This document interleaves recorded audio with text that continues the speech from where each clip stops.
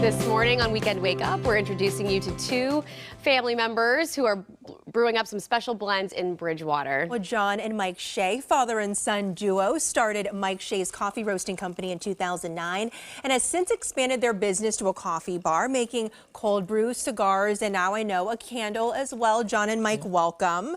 We are so excited because we're learning different techniques that people at home can do to brew their coffee. What is this contraption here? So this is a French press.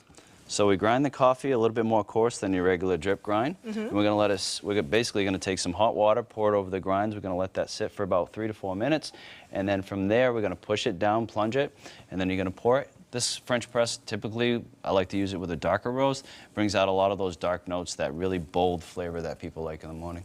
And in the last hour, you showed us a pour over. This is the French press method. What's the difference between the two, and which kind do you prefer?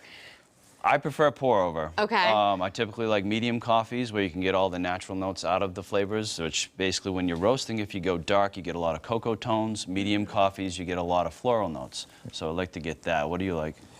You know, I like a medium roast too, but there's many people that want that darker roast, and they should go to the, the French press. Yeah, for sure. Yeah. And on that note, is there a difference between dark, medium, and light? Because I'm hearing a little rumor that the light roast actually has more caffeine, and I always tend to go dark because I thought that it would have more, but that's No. It's a little counterintuitive. Yes, so it doesn't. So it doesn't, because in order for you to reduce caffeine off coffee, you need thousands of degrees of temperature, right, to get rid of that.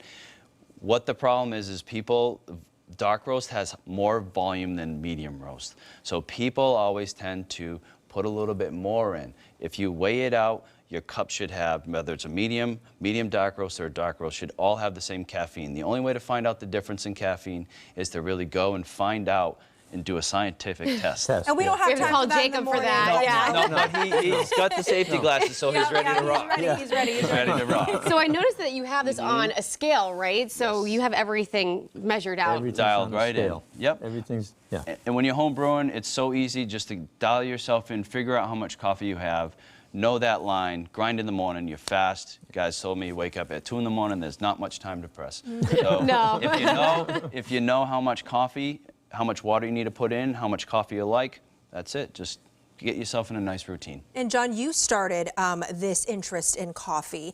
Tell me about self-teaching each other how to roast. Mike does all the roasting, actually, and it's a lot of trial and error. A lot of trial and error. Yeah, and you'd roast it the first time, and it's just not there. We didn't hit it. Yep. And go back, do it again. Yep. Now we got it. And now after like 10 years, you feel like you've perfected it, right? Yes, That's why exactly. it's called the perfecto. That's exactly it. That is our #1 dark roast seller, yes. And that was a blended coffee that we started when we first started. It was one of our first. Is that your favorite? Yep. I'm more of a medium because that's a darker roast. Okay. So, yeah. What's your favorite roast that you have? I like. We have a Costa Rican, and I have. So we have that one right there. That's what I drink every morning. So this typically has to steep for about 4 minutes, right? Correct. So after 4 minutes, because we have a little less time, what do? We just press it down? Just get ready, take it off your scale, and just plunge it down. But don't push it down all the way, right? Don't push it down all the way, nice and smooth. You're going to feel the coffee. When you're right about there, you're done. Then pour it into your cup and have your java. Well, That's there you so go. great. Yeah. Guys, tell our viewers where they can find you in Bridgewater. Oh, 31st Street or also MikeShays.com. In Bridgewater. Bridgewater, Mass. And this suggestion is from one of our viewers who stopped me on the street and said, why don't you bring coffee to Bridgewater? So thank you so much. We'll be right back.